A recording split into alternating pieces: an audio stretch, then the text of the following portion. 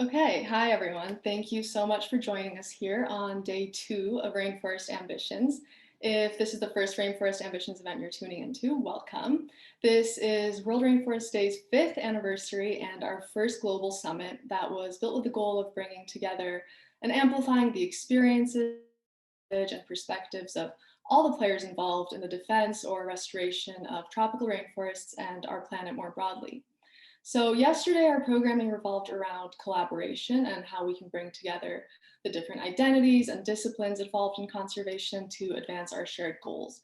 And today we're going a step further and unpacking how collaboration translates into action on the ground, yielding tangible impacts. We have 4 panelists representing 3 organizations whose shared approach to conservation is rooted in collaboration with local or Indigenous communities.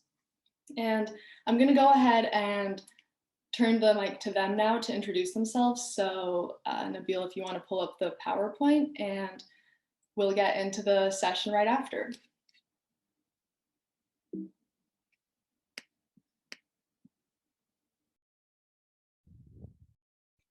So thank you so much, Nia, for the introduction and for the invitation to be a part of this panel. And it's a real pleasure to be here with everybody and to share the stage, so to speak, with Terry and Beto and my colleague, Marco Acevedo, who is our Mexico Program Officer.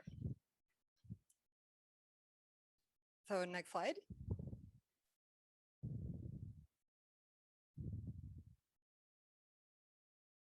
So very brief. This is just meant to be an introduction, but our mission is to empower rural and indigenous peoples to restore and protect tropical ecosystems in Central America and Mexico. So we really focus on the Mesoamerican biological corridor as our area of influence. Next slide. And our vision is that rural communities can lead in the creation of a sustainable world for both people and nature. And that is grounded in our core principle, which is the next slide, please. That the active leadership and participation of local communities in forest conservation and climate change adaptation is not only socially just, but truly essential for the long-term sustainability of our planet.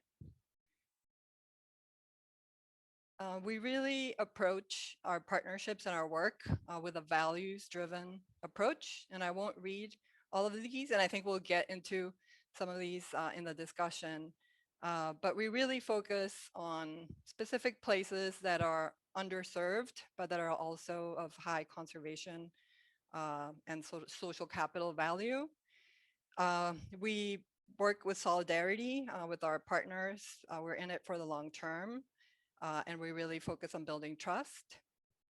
We co-design our solutions, building on our many years of experience. We've been around since 1993, but using participatory methods that can really elevate and bring to light the priorities and the perspectives of the communities that we work with, and forging connections between different partners at different levels to bring resources, ideas, knowledge to bear. The next slide, please. And so honing in on that a little bit more, we partner to really build and foster healthy ecosystems and resilient communities. And we do that by connecting, like I said, networks between our partners locally, farmer to farmer, community to community, regionally. We also bring tools and training regarding each of the solutions that we address, including reforestation, so seeds, approaches on how to best do that, sustainable farming, and connecting and providing access to incentives, not only financial, but social and other types of incentives that can make sustainable practices be there in the long term.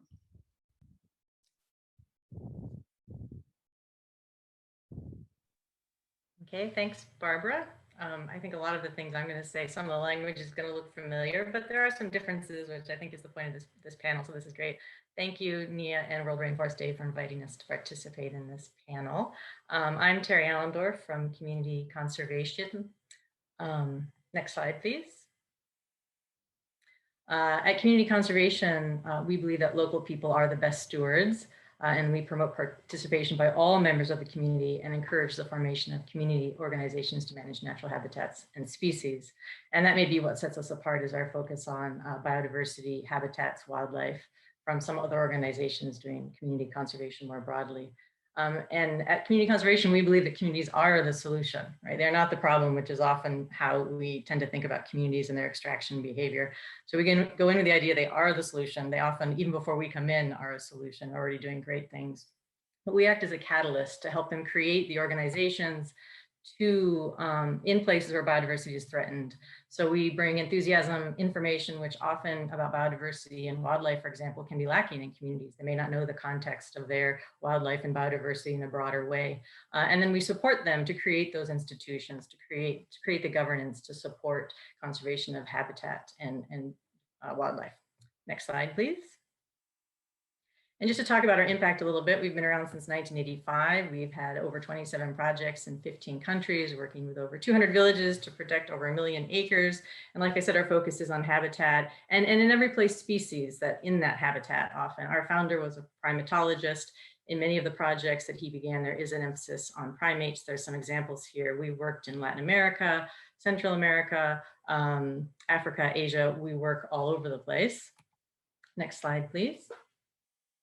And one of the most famous and the first one that got our founder into thinking about community conservation is he was a primatologist. As I said, he was basically a natural scientist, and he wanted to save the howler in the baboon in what they call the baboon in Belize. And he started working with local landowners, and he realized they were the solution, right? So I think a lot of us in community conservation from the natural sciences or biodiversity side come at it from wanting to protect something and realizing communities are the only way to do it. And he was like that also. Next slide, please. So as I said, what makes a lot of us do community conservation, what sort of sets CC apart?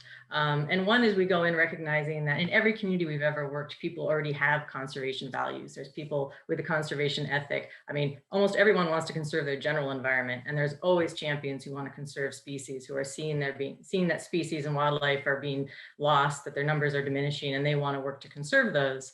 But often, as I said, they don't always have access to information about biodiversity, how to monitor, how to learn more about it, how to be sort of like a local scientist. So that's something else we bring to them. And then we help support a process of building capacity so they can do it themselves. So we can leave. We're not in there for the long term, we hope. We hope we can leave them with local partners and their own organizations that have the technical ability to monitor wildlife, to conserve wildlife, but also the governance in place to do that as a community. Next slide, please. And if you like economic arguments, I mean, community conservation, we've seen our projects only cost $12 to $25 per square kilometer. And here's a study for birds globally that starts at $114 per square kilometer. So there's an economic argument for really working with communities because it's efficient and inexpensive. Next slide, please. But the real argument is that there are conservationists in every village. And as a conservation biologist myself, I want to support those people, whether they're in a local village or any NGO or government, to support conservation of biodiversity, which is at the core of all the other things we're talking about in terms of human health, climate change, and all these other sectors. And this is just some examples of people that keep me going every day, right? There's people in every community that that want to do this, and supporting them is what helps me get through every day, even though sometimes things can look kind of bleak. And one example there is Kind Sway, who hopefully will participate in a panel that we're having tomorrow. So just to give you a preview of that a little bit. And that's it for me. Thank you.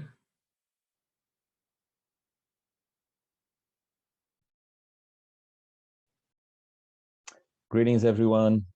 I'm Beto Borges, the Director of Forest Lands Communities and Territorial Governance Program, or initiative. We, like our colleagues here with Ecologics and Conservation, Terry's organization, Community Conservation, our focus is also to establish truthful partnerships with local communities, indigenous and local communities, traditional local communities. Our focus is Latin America, primarily in the Amazon basin, where we have about 240 million hectares of indigenous peoples living in the Amazon basin. We've been doing our work mostly focused. Our main niche of work is really to promote the integrated governance of indigenous lands. If you can pass to the next slide, because really the focus is really working with local communities, indigenous communities, in order to promote the integrated governance of their lands, so that the end result of that is standing forests, good climate, biodiversity, and all the other ecosystem services that derive from the good stewardship that indigenous peoples have through their traditional practices over the years. And also, very importantly, to support the livelihoods of indigenous peoples and ultimately their rights to their forests. We pursue our work through this focus on indigenous, the governance of indigenous peoples' forests through three main strategies. If you will, please pass to the next slide. Focusing on advocacy, economic self-determination, and cultural integrity. In the area of advocacy, I think I have another slide. You can move on. In the area of advocacy, we've been working with our partners, which are community-based indigenous organizations, working also with organizations that perhaps with a political representation as compared to those that are representing territorial lands. We work with different instances of these representatives of indigenous peoples' organizations and advocacy in to seek to have their rights and interests better represented at evolving policies that affect their rights in one way or the other. Particularly low emission rural development policies throughout the regions that we work, and also seeking to drive more climate and conservation finance to support this integrated governance of indigenous peoples' lands. Next, please. In the area of what we call economic self-determination, we are working with our community partners to really seek to strike the right balance between their traditional economies with the market economy. So seeking to, over time, build economic resilience to really halt the vulnerability that indigenous communities and other communities have to the encroaching pressures upon their territories. And next, please. And in the area of cultural integrity, essentially we're working with our friends at the community level to really bring about initiatives and projects that really support their cultural traditions, so that their cultural traditions and knowledge can be passed from generation to generations. We work in that capacity with medicinal plants.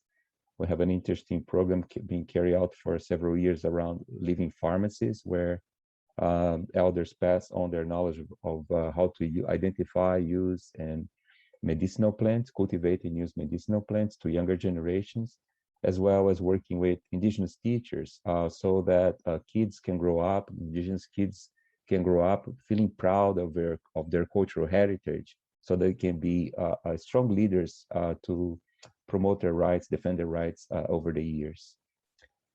Next, I think I'm pretty much done, I believe. So that's a little bit of what we do. Really, again, it's really important to partner with local indigenous communities to promote their rights and the good governance of their forests. Thank you so much for the opportunity, Nia, and everyone with the World Rainforest Day, and our colleagues here, Terry, Barbara, and Mark. We're really pleased to be here. Thank you. Okay, thank you, Barbara, Terry, Beto, for introducing yourselves and your organizations. Now that we know a little bit more about you, I think we can start to get into the questions. I do want to give a little bit more context in case we have anyone here who isn't as familiar with conservation type of work. So for some context, 80% of the planet's biodiversity is protected by indigenous communities, and at least a quarter of our planet's land is owned, occupied, or managed by them too. And these numbers are even higher if you factor in local and traditional communities, though it becomes a little bit harder to calculate. But overall, like our panelists have already mentioned, local groups have been at the forefront of conservation for centuries. And many organizations, like those of our panelists here today, recognize this and the knowledge these communities harbor, which I think is where the desire and need for these partnerships stems from. And it's all about finding the most collaborative, culturally appropriate, and sustainable approach on which to build projects. So with our panelists here today, we're going to explore what their partnerships look like, how they come about, what impact they're to have, and how they can be strengthened. So we're going to delve into a conversation now to unpack answers to some of those questions, but we will have time at the end for a Q&A. So if anyone in our audience has any questions for all of our panelists or one of our panelists, feel free to drop them in the chat at any point, or there's also a Q&A pop-up if you want to use that. And we will either weave it into our conversation or we will get to it at the end. So without further ado, I want to go ahead and get started with a very basic question, but I think one that's needed to sort of set the stage. And that question is, what is your role in a partnership with a local community? So what does your organization bring to the table?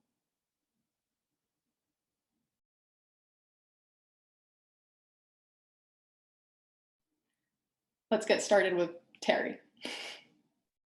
Okay, thanks, Nia. I think I mentioned it in the slides, but what we bring, like I said, is enthusiasm and energy, the knowledge that we want to support them, that there are already people in those communities who either are or want to conserve, biodiversity specifically and habitats and their lifestyles. So we come in with that idea and then help to provide information and capacity building, right? So that's where we come in. It's supporting them, we're helping them organize, and that can look very different in every country because of the policies that already exist or because of the situation that might already be there. In a place like Nepal with community forestry, we can really get the institutions already there, the governance is often already in place. And for us there, it's the wildlife component because they don't have much technical and management ability to manage the wildlife, right? That's happening in protected areas in Nepal and not so much across the greater landscape. In other countries like Myanmar, they have some policies in place, but those are relatively new. They're about 30 years behind Nepal in terms of community forestry. So they were really starting from scratch, trying to identify leaders and communities through our partners that you'll hear more from them tomorrow, hopefully, and trying to find those leaders and communities, trying to help support them to create the institutions that don't exist yet. So every place can look a little bit different and have a different starting point, but those are some of the main things and where we start with a community.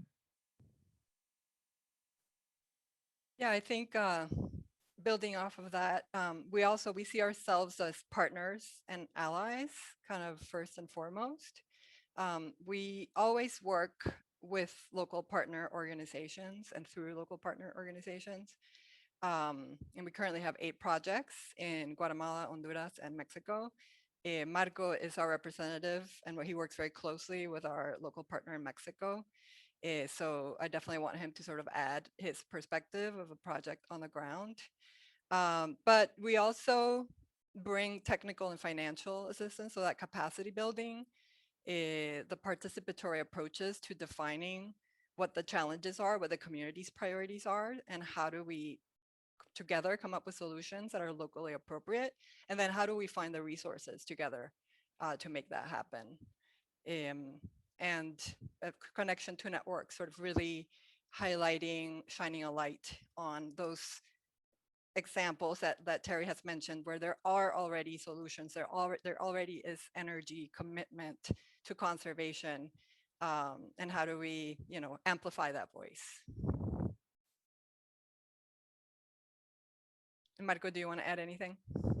Yeah, probably as Terry and Barbara mentioned, some of the most important things that we do on the field is that we actually voice out what the communities and the people want to say. They have a voice, they have a message, they are doing great things on the field, they're conserving their areas, but sometimes they have difficulties to share their own vision and they lack, for example, the networks to do so. And that's probably some of the main and most important things that we can provide to them. And the most important thing also is trust, because building trust with each other is one of the main aspects about actually sharing and trying to link all these efforts together. I couldn't concur more with what has been said. I mean, trust. I think trust is everything, isn't it? And and trust is something that you cannot ask for, you know. So it just come with time, and I think trust is something that we deserve according to our merit, right? Do we merit trust? And You have to earn it. pretty much. And with those of us that have been doing this work for quite some time, that have the privilege to work with local communities, know how important that is, because trust is really the backbone of any successful project in the long run. And the way in which we try to build that trust is really coming from a perspective that we don't know it all. You know, we come really eager to learn the realities of our local friends, and not only the realities, but to learn from to drink from the fountain of their knowledge as well, because how deeply knowledgeable indigenous peoples are about managing their natural resource base around them. So what we have to offer is similarly to what our colleagues have said, is technical assistance and finance in project design, in participatory project design, but really seeking to also draw upon their knowledge in the design phase to begin with. Also, over the years, we've been able to also offer the ability to make connections. For instance, in the area that I was speaking earlier about economic resilience, we work with our community partners to develop economic initiatives or community-based enterprises, and work through the development of the value chain from the community all the way to the marketplace. So establishing those connections, we can, no one can speak more on that, how one can do that, but it's very important that that indigenous peoples and local communities have access to those in the marketplace that are willing to properly engage with local communities in ways that are fair, in ways that are culturally appropriate.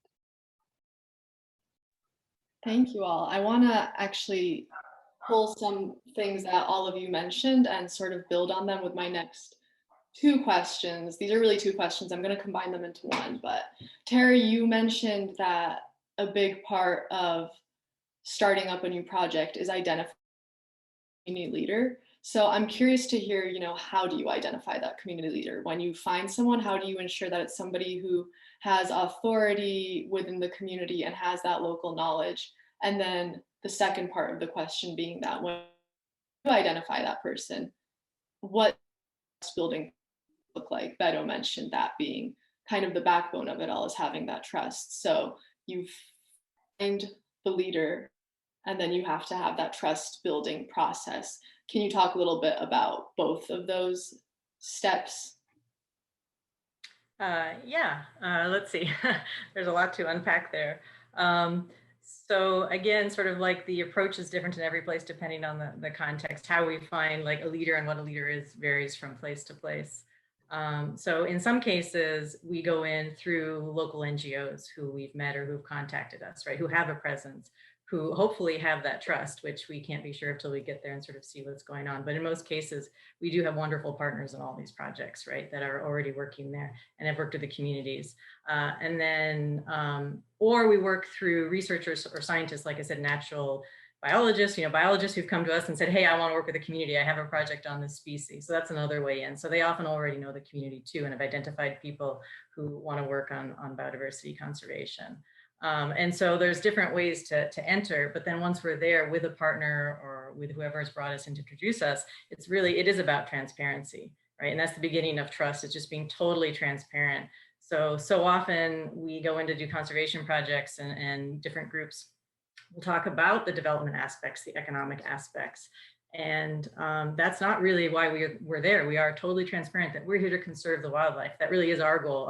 Other groups have more diverse goals, but that's really our goal. We want to help you, if you're interested in this wildlife and learning more about it, in conserving it, we want to help you do that. And I think what we've seen in our projects is that starting with that transparency is really important so that you get the people who are honestly interested in wildlife conservation, because even in a community, a very small village, you're going to have a whole diversity of thoughts and values and experiences and priorities, right? For some people, it is economics. They want to extract more fuel wood from the forest. That's why they want to protect it. For most people, it's a combination of all those things, right? Social, economic, intrinsic value of the environment. And so anyway, I could go on forever about this, right?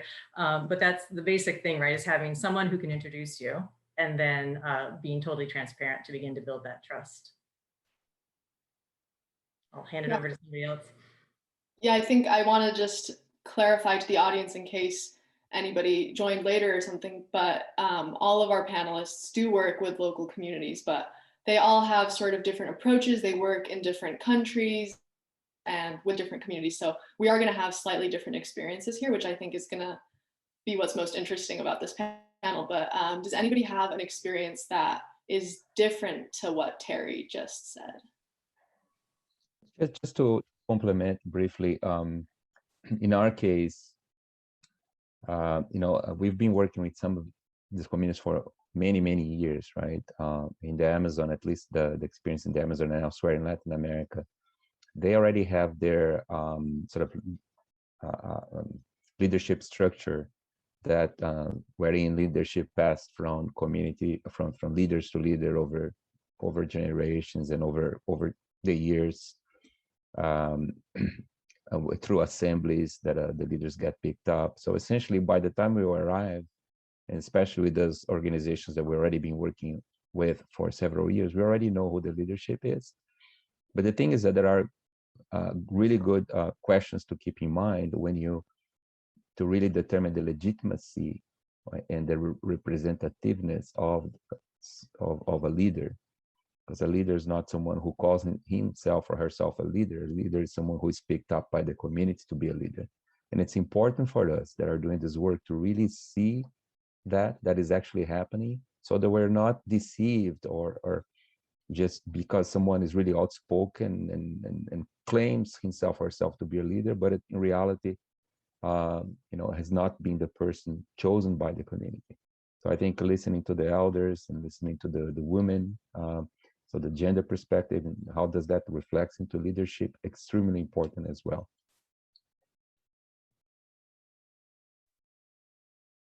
I agreed 100%. Yeah, I think the way you framed your questioning about how do you identify the leader, yes, I think there's the sort of traditional structure that might include, the local NGO and executive director or the governance authority that was elected, but then there are sort of different levels of leadership.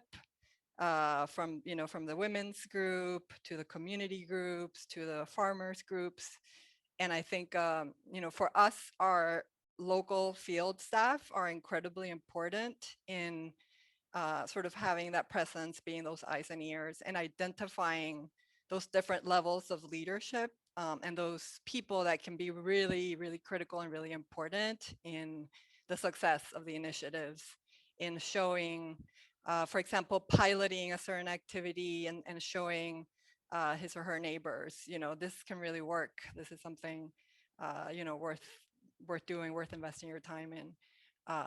So I think for us, our field staff, and especially with each project, we have field technicians that are usually from the community that speak the native language, the local language, and they're essential as part of that trust building process as well. And I don't know, Marco, if you want to add anything there. Yeah, basically what Beto, Barbara, and Terry said, it's like one of the main issues in all the projects. If you don't take consideration about what the community actually wants or what are their goals, you won't gain their trust or even start a project at all.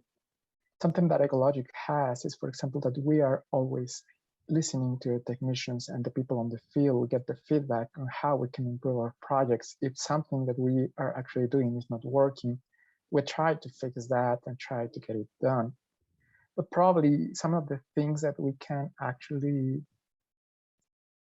as one of the most important, is how you gain the trust and what are the basic steps to do that. And That's basically related to transparency, as Terry stated before, and that you have to leave zero expectation about what you're trying to create. You have to have a common goal, share this experience, trying to understand and know that you have to be humble to actually learn from the communities, to actually try to share your own experience, because basically the communities already know what they are doing. They only need some kind of feedback. They need to understand that most of the things that we do come from the field and from the people who actually work on the conservation topics. And their own efforts and activities sometimes aren't actually being shared with different audiences or networks, but that's where the things are happening, where the most important things are happening for conservation. The people who actually work there is one of the most important. The priorities should be taken based on that into consideration. So at this point, you've all mentioned this element of knowledge harbored by the communities you work with and learning from them just as much as you are there to provide, whether it's technical support or anything like that. So is there an example of Indigenous, traditional, or just local knowledge that you've learned from a community that you've worked with that you've now integrated into your approaches, not just in that community, but in your work more broadly?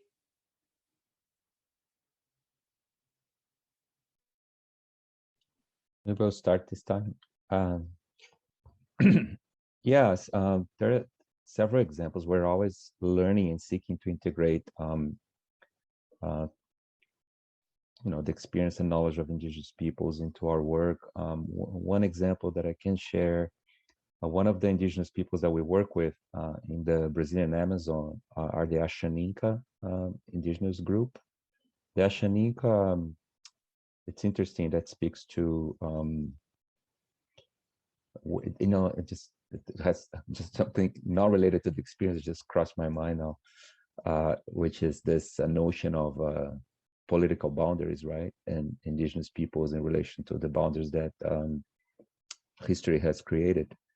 The Ashaninka is an example that hopefully one day will no longer be political boundaries because and geographic boundaries based on ideology and politics and nation states, because and more boundaries will be more smooth boundaries that will be complementary in terms of bringing the richness of each culture as the boundaries merge and cultures benefit from one another. And the Ashaninka people, it's highly spiritual people, which is something that I think it's very important to embed into our work, the spiritual dimension of how communities relate to the world, and to learn from that, because us coming from a Western society, sometimes that is not in the minds of many of us. I've been working with indigenous people for so many years that it's part of my life as well, in my practice. But anyways, the Ashaninka, their border in the Ashaninka territory expands into Peru, the country of Peru, and to the country of Brazil. That's what I was trying, my mind all of a sudden went into the boundary thing, which is an evidence of the fact that the indigenous peoples they came before most of these countries, and the Ashaninka are there over generations. So there is so much to learn from their generational stewardship of the forests around them. In fact, there is a researcher, Susanna Hatch, she's a professor at UCLA, who has developed this theory that the forest has actually co-evolved with the presence of indigenous peoples.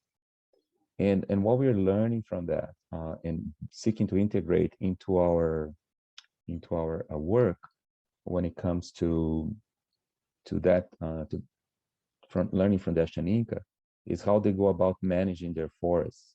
And we do a lot of work in establishing agroforestry systems And we are combining the Ashaninka science into growing, into recuperating degraded lands, for instance, into sort of the science of around agroforestry, such as the proper intermixing of species, and seeking to use species that are more resilient to pests and this and others. So the Ashaninka, their lands was, a part of their lands was deforested by loggers years ago. And through their science of reforestation, they have been able to reestablish the biodiversity of their forests. And we are integrating that knowledge into the agroforestry systems that we're using. So again, these people that are there before the political boundaries that were established, that are in the forest that is co-evolving with them. And I think it's a privilege, and we can learn so much from this knowledge that indigenous peoples have. And I'll stop there for now.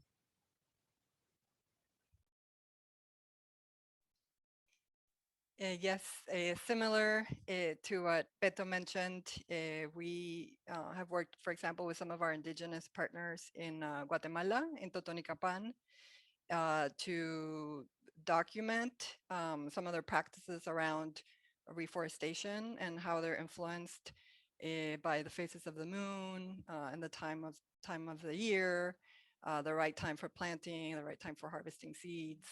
So that's one very specific example where we've actually documented it with other partners and then shared it with our other partner organizations for them to learn from and apply as well. Agroecological principles as well with agroforestry systems and using different native species, heirloom species. And Marco can tell us a little bit more about a recent example in Oaxaca. Yeah, just what I was hearing from Beto and the Agroforest example, I mean, it's like hearing about the Chinantla project in Mexico and how we actually heard the community people who suggested to use some local crops or wild species from the jungle instead of the more commercial ones or even the ones suggested by the local institution for reforestation.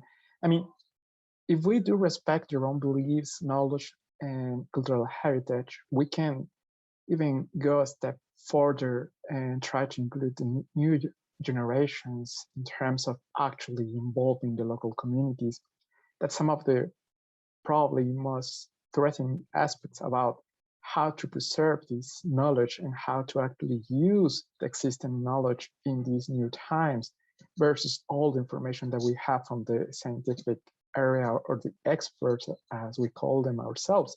But sometimes when we go to the field, we found ourselves with the real experts who actually have the real knowledge and how they are actually using it to preserve and conserve all these beautiful areas. Probably that's one of the most perfect examples about how we're trying to interrelate or integrate the existing knowledge into our own practices.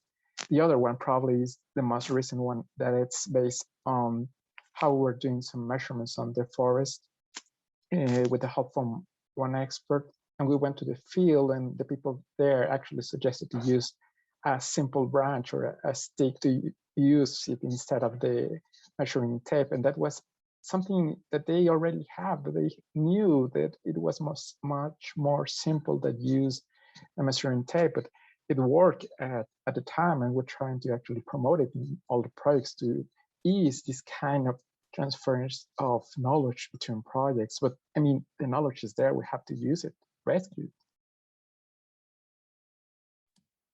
I guess I would just add, I don't have a specific example, but that the complexity of even what is traditional and indigenous knowledge in the communities we work in, working in Africa and Asia, the concept of indigeneity, for example. I've worked mainly in Asia personally, and indigeneity is such a, who's indigenous, what is indigenous in those contexts is much more complex, I think, often than in Latin America, which is one of those interesting things to explore, what it means in these different places and countries and to people. And working in, again, using Nepal as an example, you've got communities where there are recent settlers who maybe have come 20, 30 years ago, living with people who are considered indigenous and have lived there for generations and have some more of that traditional knowledge. And so how you work with these communities that are all living together and having to learn how to govern together is also just sort of an interesting aspect of thinking about traditional and local knowledge, and how even in one community, it can vary so much, just based on individuals maybe in their own interests, but also on these different groups that may coexist together as a community. I want to jump back just a little bit to something that Barbara and Terry mentioned earlier that I found really interesting. Barbara, you said when you were, I think this was during the original introductions, but you said that a goal for Ecologic is that, you know, you're there for the long run. And then Terry, you said for you, your goal is to be able to leave, like implement a project and be able to get out. So my question, I guess, is how does a partnership with a local group end? Like, when do you decide it's time to pack up your bags and go? Or do you decide at any point that it's time to pack up your bags and go? I'll go first just because we're the ones that are ending. We want to end. So maybe it's a simpler sort of little box to talk about. We want it to end because once we sort of see a community with its functioning institutions, it has the knowledge and the capacity to, you know, pick a species, pick a habitat, be able to manage it, have sort of the co-governance or the polycentric governance in place with other institutions that are local to manage it. They know how to monitor, they can enforce laws and regulations, you know, around that habitat. And then they don't need us forever, right? We don't work on those long term. I think livelihoods is a much more complex thing, and it can arise from the projects we work on, and it does, but that's not the part we work on, right? So once that sort of biodiversity piece is in place and communities are functioning and conserving, we do try to leave. We try not to have a long-term presence at each site. Yeah, I think I didn't intend to say that our goal was to be there in the long term, but our mindset is one of long-term commitment. I think, you know, we don't have a specific sort of end date, but I think for us, the process of building that trust, of building those relationships, often means that our relationship sort of evolves over time, that our partners, you know, and we have a variety of levels of partners. Some have started as just organized communities where we've helped them become a legally established local organization. And now they are very solid, they're very respected, they're doing their own fundraising, and we're more there as an advisor, connector. And in some cases, they're more sophisticated, and we're just helping maybe expand the geographical coverage of the conservation activity into more of a landscape level effort. So yeah, I didn't mean to say like we want to be there in the long term, but I think oftentimes that trust, that relationship building, you know, evolves into a longer term partnership that for us is still worthwhile to invest in, even if our role has evolved and changed. In some cases, like Terry said, if the partner is ready to go and their capacity is there, you know, the partnership ends. Some partnerships have ended because there's been, let's say, the partners no longer have the trust of the community. There's been some sort of suspicions of kind of self-dealing or corruption, and you know, we end the partnerships. Certainly, it's not always perfect, and I think that's worth recognizing as well. But I think just having that mindset of we're not here for 1 or 2 years. It's not a in and out. It's not we're coming to tell you, you know, our experience, get this project done and leave, but sort of be there as partners and allies. Marco, Beto, do you have anything you want to add to that? Not necessarily. I think it depends on case by case. You know. Myself, yeah. In the case for EcoLogic, probably it's something kind of different in each country, but probably something that it's actually related is that it goes both ways. It's not only related just to EcoLogic. We also talk with the local partner and with the community. We do value the feedback, as I mentioned before, and based on that, we set common goals and we establish what are going to be the objectives. We do value if we want to continue with the work of, we are going to keep on learning of our own experience. And based on that, we actually renew our own activities yearly. So basically, as Barbara mentioned, it's not just a project, it's more like a long-term relationship based on a mutual agreement. I mean, even if we want to stay in one side, we can force it if the local partner or the community doesn't want to.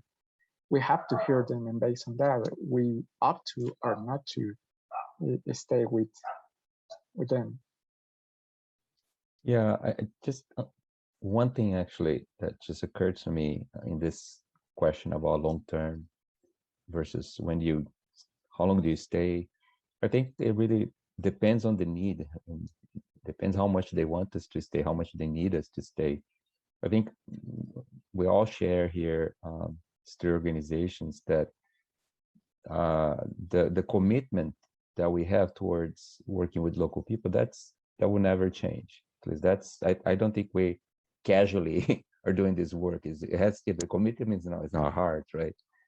And as long as there will be communities in this planet, I think we'll be, if it's not with one, if it's another one, hopefully we can, because there's so much work to be done, and hopefully the ideal is that a community achieves that point of self-sufficiency, that they don't need the work that we collectively can offer, and we can offer that to others that are interested and they can benefit from it. But I think that's essentially the driving sort of guidance for all of us, I would think. Probably something that I would like to add, based on Beto's comment, in the case of EcoLogic, we're talking about specific areas that we attend to. In the case of Mexico, for example, where we decided to work in the Chinantro project, we aimed for a specific area and what the threats to that conservation area were. And based on that, as Beto mentioned, moving from one community to another is based on how the threats are being addressed at that moment or at this time. Based on that, we asked the communities if they wanted to work with us, and based on that, we kept on moving from one community to the other. But that's based on trust, and once you get the trust from one community, probably the other one will like to work with you. But it's not a forced relationship; it's an agreement that you have to make with them in order to actually fulfill a common goal, as I mentioned before. I'm curious to know if outside of the dynamic that you have with a partner community, there's also the question of the government of the country that you're working in. And if in the case of Indigenous communities, for example, there's been cases where Indigenous groups aren't represented or their rights aren't recognized at the government level. So I'm wondering if in any of your experiences, you've had government or institutional pushback or a lack of support when working with communities in certain countries? And if so, how do you navigate that?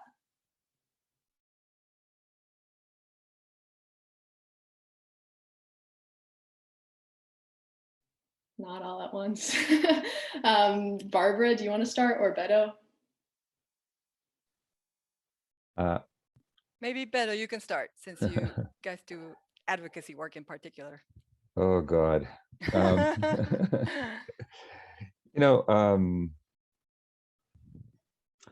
Governments are a tricky thing, right? So they perhaps the main difference between, not the main difference, one of the most important difference between working with governments and working with communities is that communities stay over generations, right? I've been working with, there is one particular indigenous group that I worked with them for the longest, the Yawanawa in Brazil. I've been working with them for the past probably 25 years in the Brazilian Amazon. They're, part of my family. We have this bond, right, of trust and friendship. And I've seen their kids grow, and over the years. Whereas governments, typically 3 to 4 years, you change the government, and and then the sort of their motivation, the political will, and the hidden agendas change with the government. Then you have to navigate. Right now, it's very difficult. Speaking for Brazil, you just open the news, and the news speak for themselves, right? I'm not saying that other governments in the past were not detrimental to indigenous peoples. There's this book by Eduardo Galeano, a famous Uruguayan writer, speaks a book called The Open Veins of Latin America. So that speaks to, not to just, because I think it's all very easy to now just denounce Bolsonaro here, and I'm not pleased with the way in which his government is treating indigenous peoples. So I would be crazy to be in favor of that, because you have more than 20,000 miners, illegal miners invading the Yanomami territory in Brazil, and trying to stop the demarcation of indigenous peoples' territories and this and that. But this is not an isolated point in history, you know, and I highly recommend people interested in Latin America to read this book by Eduardo Galeano, The Open Veins of Latin America, that speaks to the history of exploitation, of suffering imposed by the United States, imposed by other governments, and by their own governments, the dictatorships. So it's a history of pressures of disregard to indigenous people's rights. So in that context, and then added the macroeconomic policies that are brought upon by the governments. So it's difficult to really advocate for the rights of indigenous peoples, because the great majority of governments don't have the rights of indigenous peoples, the best rights of indigenous peoples, as their priority. Priorities are different. Even in the best of intentions, they still have a lot to learn. So I think that our experience has been difficult over the years, dealing with different governmental agencies, but that's not impossible to deal with them. I mean, we have to really rely on the legal framework, and that's what we try to do in our advocacy work.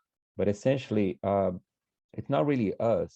We seek to support the advocacy efforts of indigenous peoples themselves, by providing legal support when that's possible, and also finding those people within government agencies that also are trying to do good work. There's a lot of people trying to do good work across all kinds of governmental agencies in the countries where we work. And again, it's a matter of seeking to build partnerships, and also to use the recourse of the law.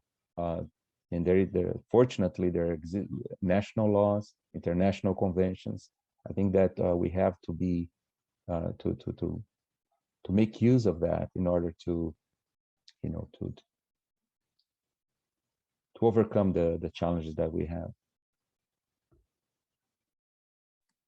And just to add a little bit to that, at like smaller scales, thinking of even like within a district and a forest department within a small area, anytime you start talking about a community having power to manage, no matter what the context, that means the forest department probably has to give up some power or some management, or maybe even resources, right? So even at that the small scale, it can be really hard, and there's often pushback from local offices, right? Because they don't want to give up what they perceive as power. So it seems like sometimes a zero-sum game to them rather than additive or being able to support each other. So that's something we've run into in the field. And you need champions in every, whether the community or the forest department or whatever department you're working with, right? Without some champions, it can be hard.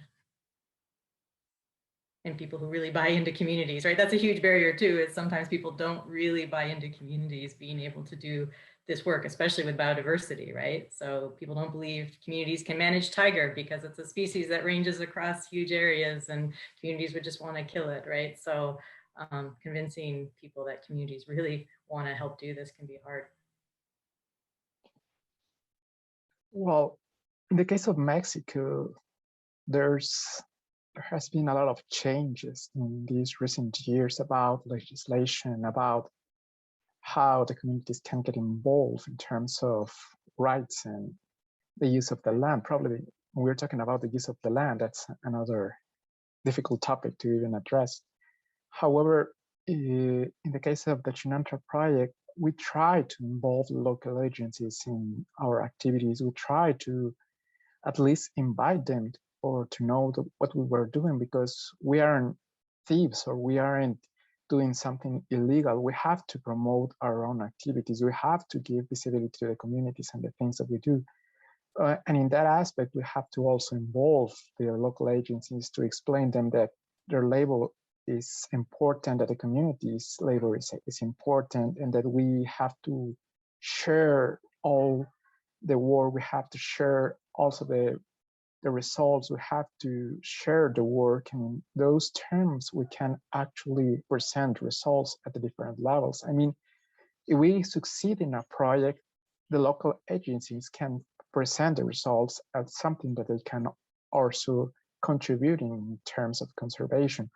So that is probably one of the most key important aspects in the Mexico project, this kind of involvement, even if just the presence of the local institution at some workshop, or if we invite them to give like the start of the project or at some ceremony, it's important to have them there, because if we involve them, we give them at least a space, a voice for them to voice their own concerns of things that we can probably do wrong. They can also give us suggestions how to present ourselves and work with the community. So it's all an agreement in terms of how we can work together. I mean, we aren't competing with the local institution. We have to work in conjunction with all of them, and we have to share the same goal in terms of our own activities and efforts. Barbara, is there anything you'd like to add? Yeah, I think what Marco was the example kind of alludes to that power dynamics that Terry mentioned at the local level and with like the National Forest Service, those types of agencies. And I think, you know, we don't work at the national level. Our niche is communities and, you know, kind of municipalities in terms of government.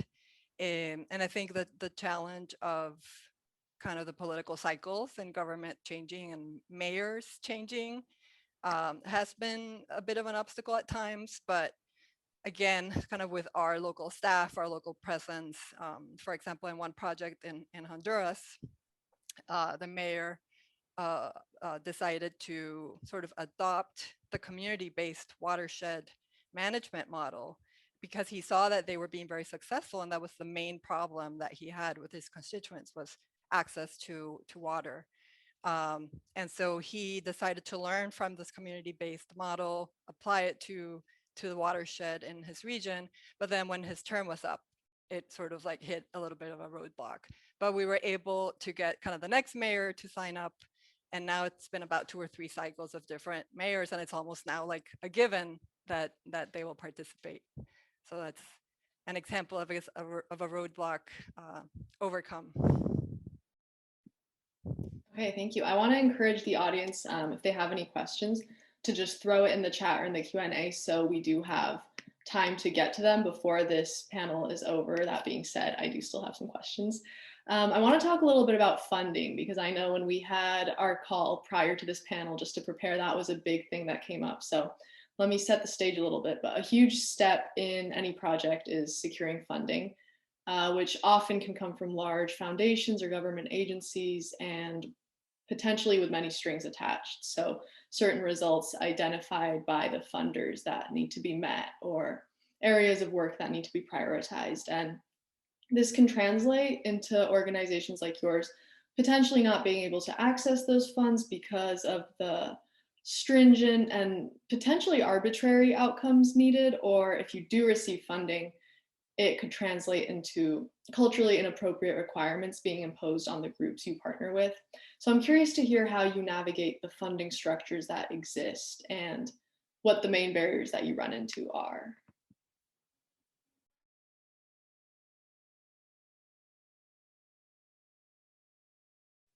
Let's start with Terry.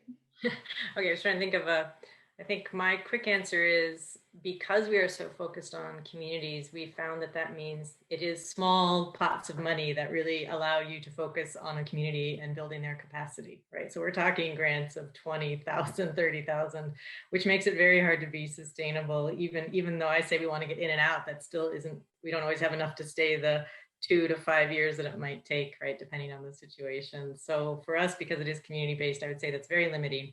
I mean, that said, we are a small organization, and for various reasons, but we haven't really tapped into much larger funding that would allow us to, and I don't see it out there to allow us to do the kind of work we're doing, actually, for all the reasons you said. So not a very satisfying answer, but I look forward to hearing what Beto and Barbara and Marco have to say about it, because I think their institutions are larger than ours, so their organizations.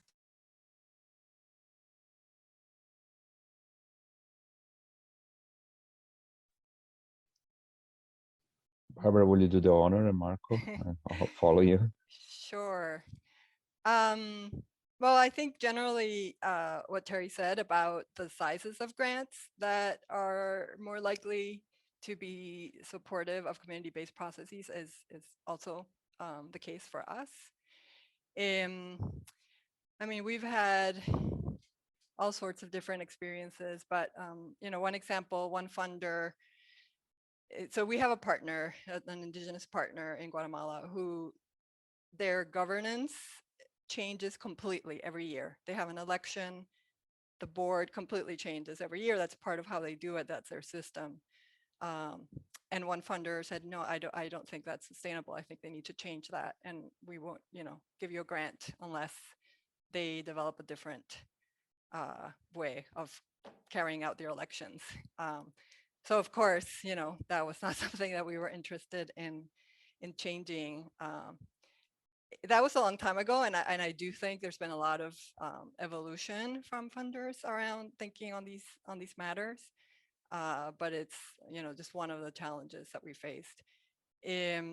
Another is some of our partners are have their indigenous traditional governance structure, but they're not legally registered as a nonprofit or an NGO in their country, and that can be a big obstacle for them to apply to sources of funding.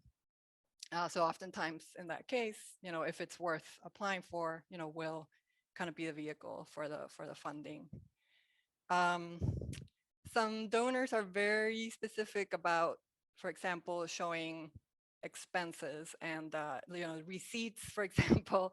Like if we're holding a workshop in a very remote community and we're buying the food from like a local woman who made the food in her home, and some donors will want a very formal receipt with the equivalent of IRS tax receipts, and that's not possible.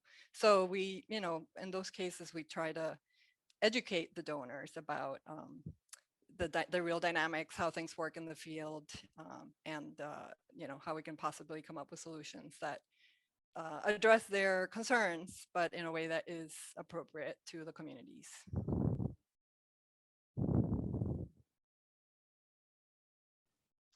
I agree with all that that Terry, Barbara said. This question on funding, it's a complex one, right? In our view, beginning with the flow of funding, I used to be a funder myself. I used to work for a foundation here in San Francisco, and I was very involved at the time that I was a donor with this organization called Grant Makers Without Borders. I was a co-chair of that. I think that's where we actually met for the first time. Now I remember it, with a good crowd there. So what I experienced as a donor, was something bizarre in a sense, because there was a lot of goodness, just to be able to give grants out. That feels great. At the same time, I learned something that I was only able to learn as a donor. I was a program officer for 3 years in a row, very much involved in grant giving and all of that. It's this thing where that we call areas of interest of foundations, right? Foundations, they have that, generally speaking, I'm not making a generalization, but generally speaking, I think it's safe to say that funders have areas of interest that are, let's say, through a process that they have, a strategic visioning process, or sometimes is a a family foundation that they have their vision of the world, and then when it changes the new generation of the family, or they have a newer vision of the world and gets adapted. My point is that these areas of interest, they're somewhat cyclical. They change from maybe perhaps on average every 5 years. Funders, they have some funders that go through this deep strategic visioning process that sometimes, I'm not going to name any funders here, but there's some that it's so, they go, oh, when is the new vision coming out, so we can actually understand what you're doing, so we can apply it, right, to see if it fits our work. Oh, we're still revisioning our vision. I said, okay, well, and so that is an issue, because and because often this process that funders go through is influenced by other funders that are going through the same thing. So there's this peer process, and so what I got from there, in addition to sort of the complexities and while the world is changing and funding is needed, and funders sometimes get too absorbed in their processes, and that when solutions are already, a lot of the solutions are already very clear, what needs to be done is very clear. So I hear nowadays, you probably all heard this, there is this new trend, natural-based solutions. Everybody now is talking about natural-based solutions, be it the funding community, be it corporate giving programs, the market. Everybody's trying to do business from now, get a competitive advantage based on nature-based solutions. I think that this emphasis on nature-based solutions has really increased as a result of the pandemic. But wait a minute, indigenous peoples they have nature-based solutions over generations. Why do we need to have lengthy and extremely expensive processes within dynamics within funders to determine, oh, now this is really our vision of the world, as if they're scholars, as if they have the proper way to realize impact on the ground. When I think, speaking from a former funder myself, and I find now that challenge, that I understand how that works, because I was trying to challenge that when I was a funder, but it was very difficult. And then and then we're given this sort of, when they finally arrive at what the new area of funding is, on the current areas of funding is, us seeking for funds, we have to make our projects fit into that box of, this is how we think solutions should come about. And often, the great majority of times, there are some exceptions. The Nia Terra Foundation, for instance, is a new foundation that's, to the extent that I know, is coming with a different approach, as it is the 10-year facility as well, which is not necessarily a foundation. It channels funds from Ford Foundation, other larger foundations. But then organizations like ours, we have to fit into that format. It's like, when you don't find the proper size of shirt for you, and you have to fit into that shirt, and which sometimes clashes with what the real solutions can be put in place. So what I would hope to see from the funder community is that we become more imaginative, to find ways that funding, the guidelines for funding, can be done in a more participatory way with the leaders from local communities. Not just us here from the civil society, from organizations, but all the way down to the source, where nature-based solutions have been coming from over generations. And then on top of that, there are other sort of more operational things. So when you look at just the United States alone, only 2% of all the international funding getting out of the US, excuse me, only 2% of all philanthropy dollars, 2%. I believe the US is still the wealthiest country in the world, perhaps, right? But 2% is going overseas. 98% that this is figure from some years ago, it may have changed. Hopefully it's more, it could be less, is going overseas. So, and that's also something that it would be great for funders to be, if the problems that we have today are global problems, right? When are we when are we going to stop thinking in an isolated, self-centered way as societies and expect that there is a change? They expect there is climate change. They expect that indigenous peoples, as they are the best stewards of forests, that they can do, that their stewardship can be supported and be given the resources that are needed, not only for them, but for all of us. And here we're giving 2%. So, and then there are questions about capacity of the local indigenous peoples organizations in order to absorb.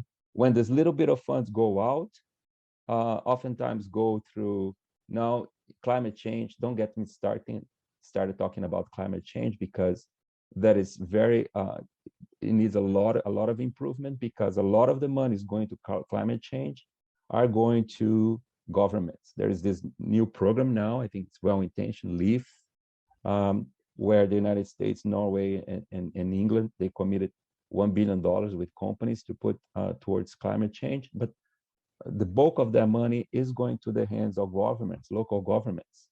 So a lot of trust is placed upon local governments, and where you expect to have benefit sharing programs.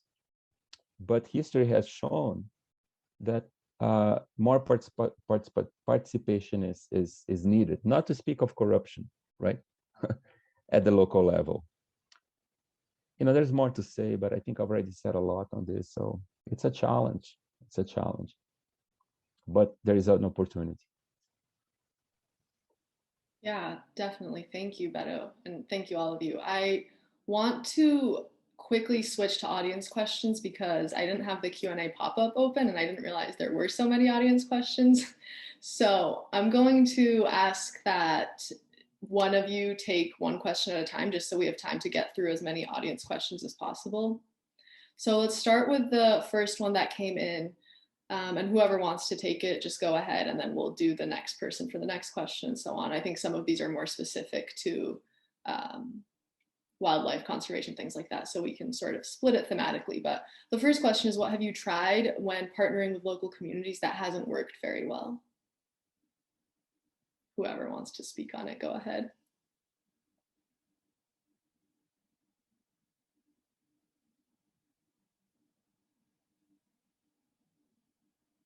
No one? We can move to another question and come back to that one later. Were you trying to say something, Terry? But your mic was muted. Oh, Terry, you're muted. Muted.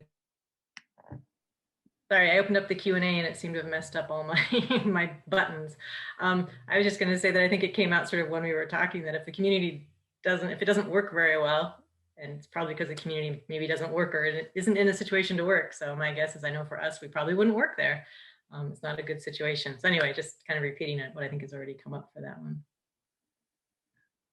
We have a question that I think goes back to one of our earlier discussions, but what would you consider as long-term involvement with communities, and how do you evaluate when a community is ready to sustain the project on their own?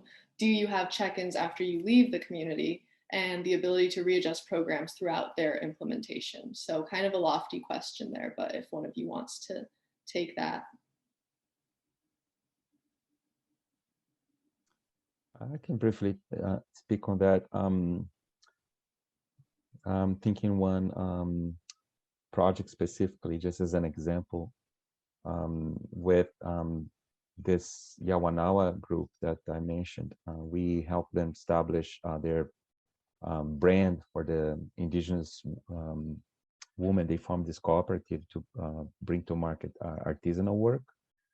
And we invest with them in creating the brand and brought their, nowadays they have beautiful bio jewelry that they make.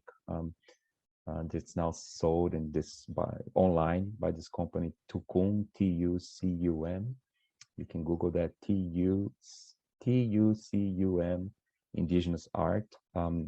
So you'll be able to see their jewelry there. And they launched this brand, Hai Chi Hu, is the name of the brand. And at that point, we established a market connection. They began realizing sales. They have their brand, and so they already have an internal governance process through which they're channeling the proceeds to the different families and all that. We sort of had an evaluation meeting with them, and we concluded that, okay, so we did what we could do. I think it's important for us to realize, us civil society organizations, NGOs, to realize, okay, this is where we can, this is what we could do in relation to that project. This is all we could have done. Help them organize the business, create a brand, making the connection to the buyer. They're selling.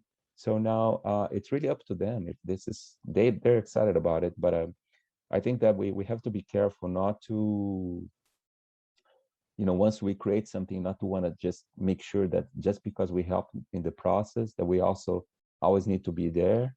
And that if for some reason they decide to switch to something else, it's their own idea. It's their own decision. So I think that's, in that case, we just decided to step out because we, with them, concluded we were no longer needed.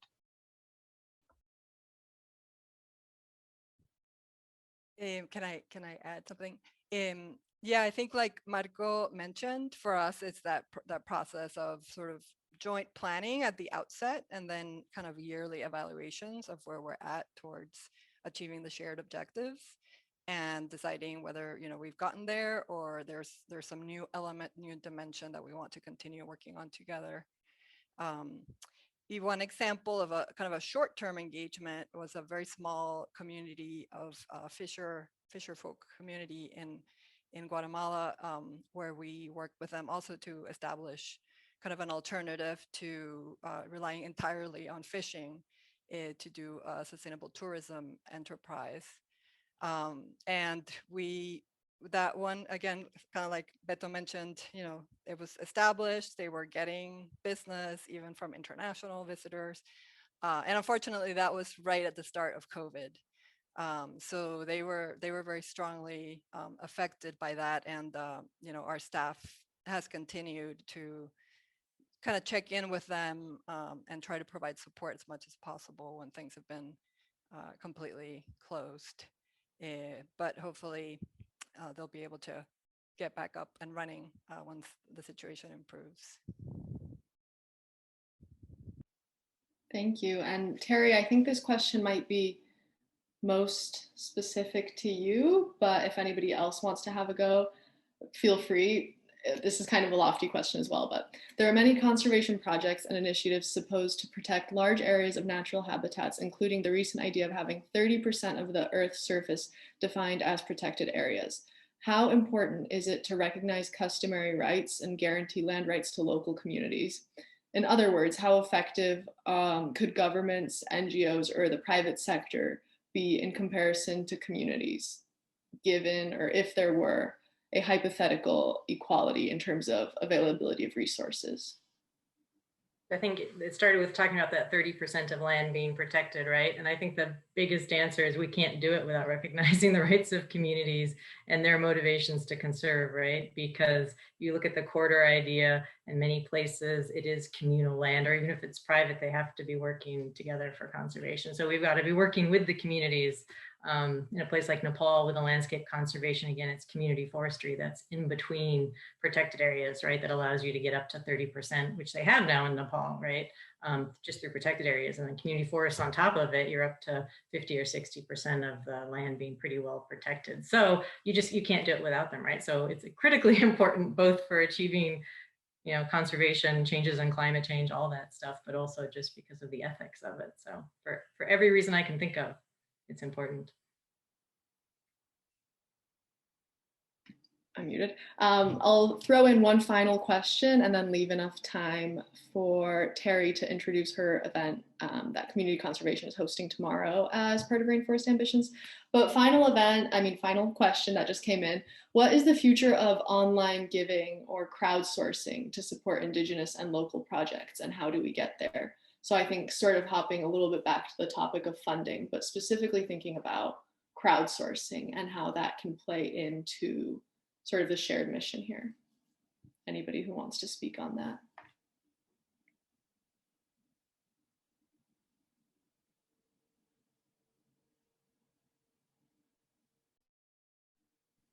I'm not sure exactly how to answer it. A lot of our funding does come from private donors and trying to do different forms of, peer-to-peer, or, we're sort of exploring some of that. But again, it can be hard. I think people maybe do want to give more locally, right? And making, like Beto was pointing out, how little money goes overseas. So making that argument and finding an audience that understands why giving to communities so far away is important to them here.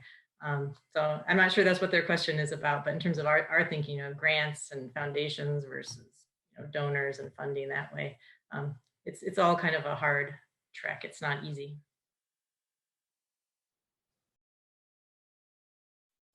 There's one platform that we use that's called Global Giving, where currently we are sort of the vehicle for presenting our projects and our work, but it's something that we've been kind of exploring with some of our partners, the potential of them being directly on that platform. And it's, yeah, I think it's for me, that's one example of a really great tool that is really trying to bring the voices of local communities and local projects from across the globe to international donors that want to invest directly. So just one example. Yes, there's also this Global Green Grants Fund. I mean, they re-grant major grants between $5,000 to $15,000, I believe. Still, that is the amount, and they receive larger amounts. There are other affinity sort of grant giving organizations throughout Latin America. So I mean, crowdfunding is a great thing, but I think, but again, yeah, I mean, it depends on who is really putting together, and depending what they're using the money for. I mean, and if they're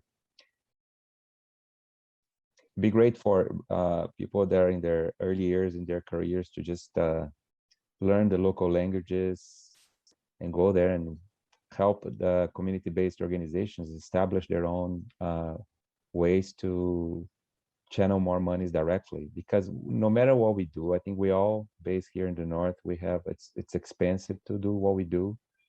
So there's also overhead costs and this and that. Even this, I'm sure grant makers without borders, that's also a good way to channel funds. Grant makers without borders, I'm not sure if they do grant. I think they only advocate for grants to be made overseas. This is what we used to do. I meant to say global green grants. The thing is that is the overhead that European organizations, be it civil society and funders have, as well as North American organizations. So I'm an advocate for more funds to be given directly to local organizations in the globe, in Africa, Asia, and Latin America, because the money will go along, will stretch farther. But again, if the local capacity is still not there to absorb the money properly, so it still hopefully won't do harm, but I'm not sure it will be as effectively used. And I want to just wrap up today's session with one final question directed to all of you. In just a couple sentences, what are some ways that the global community, the World Rainforest community, the people in our audience today can support your work or the work of your partner communities? I think we've all sort of hit on it by now, but in just a few sentences, how can we continue to support the work you do? Volunteer, bring your skills and networks.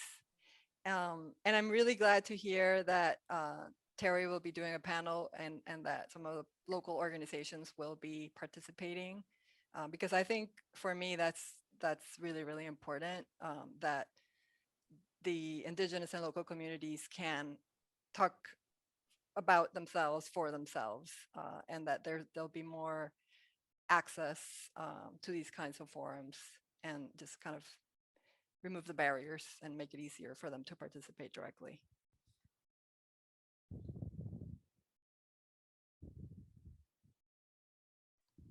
Yeah, I think just, yeah, talking about our partners and what Beto said, I think one model we're looking at for our organization is to think of ourselves as a hub, right? For a lot of these, so many people are doing such great work that parallels what we're doing, or they've been partners, or they could be partners for our goals and mission, and we can support them in different ways than directly supporting projects, right? Because they're sitting in those countries. In Myanmar, for example, our colleagues, they can get funds from the embassies, they can get funds from the EU, things that, you know, that are appropriate for them in their place. They can almost get more money than we can sometimes if we're just trying to directly fund projects in the field, right?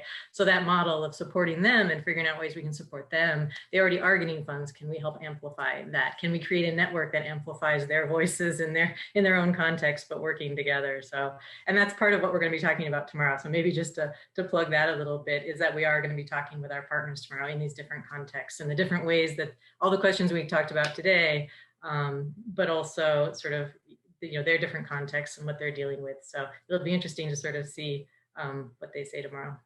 So I invite everyone. Sorry to interrupt Beto and Marco. I kind of cut off that last question by leaping into my pitch, so I'll stop. No, by all means, sounds great. Yeah, well, what people can do, I think, is I have a friend, actually a spiritual leader that I follow. One of the things he said is that everywhere that he goes, he puts respect in front of him. You know, he goes there, the respect is in front of him. Respect, respect, respect, respect, respect. Let's respect indigenous peoples and local communities. What does that mean?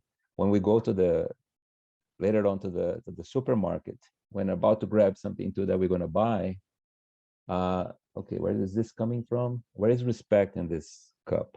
Where is respect in the beef that we buy? Where is respect in the products that we buy? Is that causing deforestation? Is that causing the invasion of indigenous peoples, local communities' lands?